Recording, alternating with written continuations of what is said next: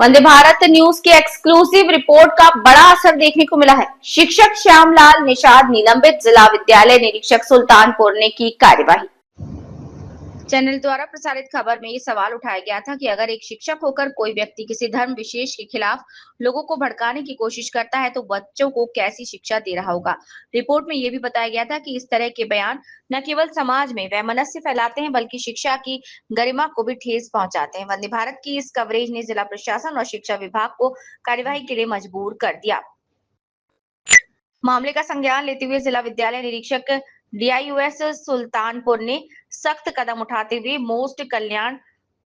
संस्थान के अध्यक्ष और शिक्षक श्यामलाल निषाद को तत्काल प्रभाव से निलंबित किया। सूत्रों के अनुसार प्रारंभिक जांच रिपोर्ट में पाया गया कि शिक्षक के सार्वजनिक बयान से धार्मिक सौहार्द बिगड़ने की आशंका है, जिसके चलते विभाग ने ये कार्यवाही की है। श्यामलाल निषाद ने इस कार्यवाही पर अपनी प्रतिक्रिया देते हुए विधायक राजेश गौतम पर सीधे तौर पर गंभीर आरोप भी लगाए हैं। साथ ही साथ वंदे भारत न्यूज की रिपोर्ट का ये असर न सिर्फ शिक्षा विभाग तक सीमित है बल्कि अब ये मामला राजनीतिक गलियारों की चर्चा भी बन गया है।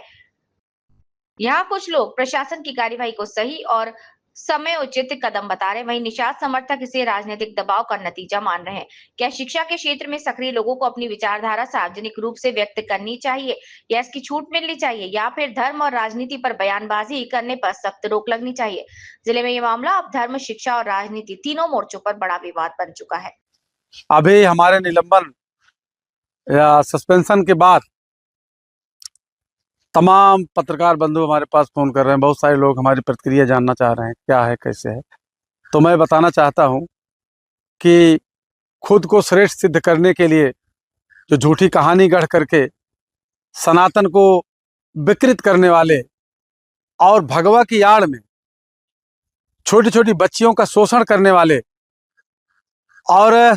राजनीतिक लाभ के लिए धार्मिक सद्भाव को बिगाड़कर धार्मिक वैमनस्यता पैदा करने वाले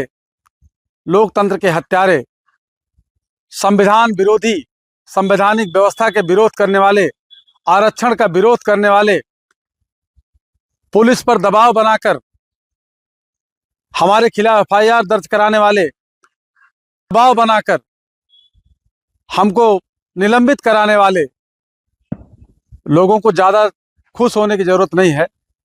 क्योंकि मैंने संकल्प लिया है कि किसी भी परिस्थिति में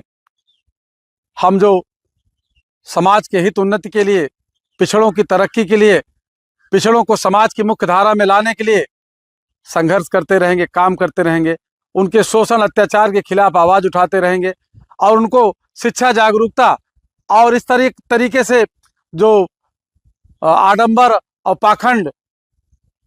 में उलझाया जा रहा है उनको दूर करने के लिए, उनको सही दिशा देने के लिए, वैज्ञानिक दृष्टिकोण का विकास करने के लिए, मानवतावादी दृष्टिकोण का विकास करने के लिए, ज्ञानार्जन के क्षेत्र में जो है हम उनको प्रोत्साहित करते रहेंगे। अभी 19 अक्टूबर को डॉक्टर अंबेडकर भवन, दादर ईस्ट मुंबई में मोस्ट इंडिया सम्मेलन का कार्यक्रम किया जा रहा है और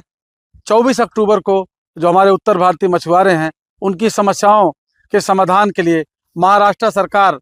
के समक्ष ज्ञापन दिया जाना है। ये दोनों कार्यक्रम महाराष्ट्र में प्रस्तावित है। इसको होने के बाद हम लोग वहाँ से लौटते हैं, तो इस पे आगे क्या करना है, कैसे करना है, उस पर हम लोग इसके लिए बैठक करेंगे और उसके बाद आगे काम करेंगे। लेकिन ये निश्चित है, तय है कि हम इस तरह से अगर हमको डराने का प्रयास किया जाए, इस तरह से दबाव बनाने का प्रयास किया जाए कि हमको सस्पेंड करके हमारे खिलाफ जो है एफआईआर करा करके या हमको जेल भेज करके या और भी तमाम झूठे हमारे ऊपर मुकदमे कायम करके कराया जाए, ऐसा तो ये संभव नहीं है। जब तक जिंदा रहूँगा, जब तक आवाज़ चलेगी, जब तक आवाज़ निकलेगी, तब तक जो है समाज को जागरूक करते रहेंगे, समाज को बेहतर करने के लिए प्रयास करते रहेंगे।